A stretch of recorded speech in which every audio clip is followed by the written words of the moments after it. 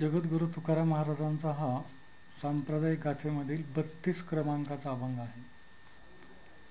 नये जरी तुझ मधुर उत्तर, दिजला सुस्वर नाही देवे. नाही तया विन भुकेला विठ्ठल, येईल तैसा बोल रामकृष्ण. देवापासी मागे आवडीची भक्ती, विश्वासेसी प्रीती भाव बळे. तुका मने मना सांगतो विचार, धरावा निर्धार दिशे दिशे. दिसेन दिस. याप्रमाणे माणसाला तयारी करणे, प्रिपरेशन करणे कोणत्याही गोष्टीचे, ते हे भौतिक सांसारिक जगामध्ये सक्सेस होण्यासाठी हे ठीक आहे. परंतु जर परमेश्वर प्राप्त करायचा असेल, सुख प्राप्त करायचं असेल, तर त्या तुला काहीही करायची गरज नाही. तुला विशिष्ट प्रकारचं टेक्निक तुझ्यामध्ये असावंच असं नाही. तू जसा असेल तसा राहा, जसा दिसेल तसा दिस. तुझा गळा जसा असेल तसा असू दे, परंतु तुझा जो स्वर आहे तो स्वर माझ्या चिंतनात, माझ्या मननात, माझ्या गाण्यात तुझा सूर, तुझा लय हे असलं पाहिजे, असा ह्या अभंगाचा अर्थ आहे. नये जरी तुझं मधुर उत्तर, दिदला सुस्वर नाही देवे. स्वर चांगला नसला, ज्ञान नसलं, बुद्धी नसली तरी चालेल, गळा नसला तरी चालेल, गरिबाच्या कुठं जरी तो जन्मला तरी चालेल, त्याला आवश्यकता नाही.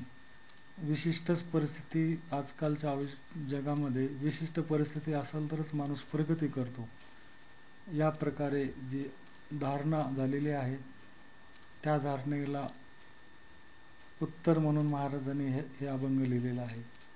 मला चांगली परिस्थिती प्राप्त झाली तरच मी यश प्राप्त करतो, असं जे सर्वसामान्य जनामध्ये जो विचार रुजलेला आहे, त्यावर यावर या अभंगामध्ये महाराजांनी सांगितलेलं आहे.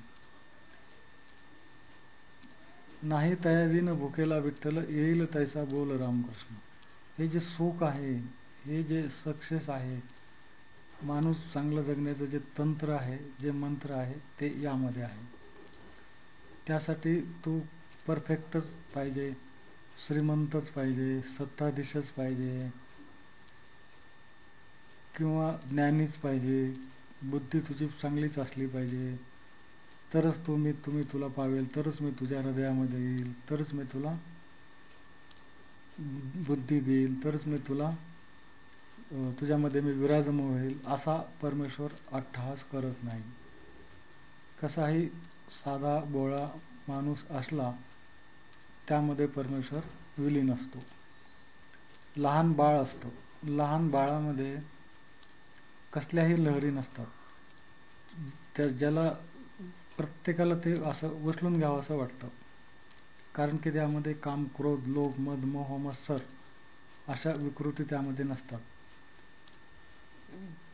लहान बाळामध्ये एक परमेश्वराचं रूप समाविष्ट झालेलं असतं. तो शत्रूकडेही त्याच भावनेने जातो आणि आईकडे सुद्धा त्याच भावनेने जातो. या प्रकारे परमेश्वर हा लहान लेकरासारखा असतो. तो मागणी जो करेल त्याच्याकडे जातो. त्याला विशिष्ट प्रकारे सजून सवरूनच झालं पाहिजे, नटून थटून जायला पाहिजे, तयारी करून जायला पाहिजे, प्रिपरेशन करायला पाहिजे, असे काही त्याचा अट्टहास राहत नाही. फक्त तुमची तळमळ असली पाहिजे, हाच त्याचा अट्टहास आहे. मला प्राप्त करण्याची, मला आपलं म्हणण्याची, फक्त एवढा अट्टहास त्याचा असतो. येईल तैसा बोल राम, जसं येईल तसं बोल, रामकृष्ण बोल, पण दुसरं काही बोलू नको. वाया बोलणे हे व्यर्थ आहे. देवापाशी मागे आवडीची भक्ती, त्यांना फक्त भक्ती माग, विश्वासेसी प्रीती भाव बळे. विश्वास माग, प्रीती, परमेश्वराची प्रीती माग. परमेश्वराची प्रीती म्हणजे परमेश्वराचं सुख. हे सुख माग, तू जसं आहे तसं माग, अंतकरणातून माग, जिथं असेल तिथं माग. आंघोळ केली नसले तरी चालेल, कपडे चांगले नसले तरी चालतील, तुझ्याकडे पैसा नसेल तरी चालेल, फक्त अंतकरणातून परमेश्वराची सुखाची तू मागणी कर. तो तुम्हाला 2-4 हाताने तुम्हाला द्यायला बसलेला आहे. तो सहाय्य करायला तयार आहे, परंतु आपण त्याला मागत नाहीत. आपण दुसऱ्यालाच काहीतरी मागत राहतो. जे नाहीत ते दुसऱ्याला मागत राहतो. जे भिकारी असतात त्यांनाच आपण जातो, त्यांना आपण मागत राहतो. तर अशा भिकाऱ्यापासून, अशा लोकांपासून आपल्याला सुख मिळणार नाही किंवा परमेश्वर मिळणार नाही. कोणत्याही गुरुच्या मागे लावण्यास गरज नाही.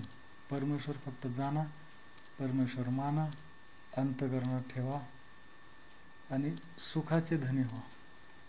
तुका म्हणे मना सांगतो विचार, धरावा निर्धार दिशेदिशी.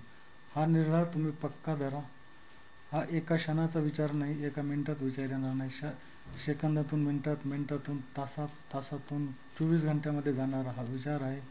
ज्यावेळेस तुम्ही तुमचे 24 घंटे सुखाची प्राप्तीसाठी तयार असाल, निर्धार असाल, त्यावेळेस तो तुम्हाला 4 हातांनी भरभरून सुख देणार, याबद्दल शंका नाही. या अभंगातून महाराजांनी हे सांगितलेलं आहे की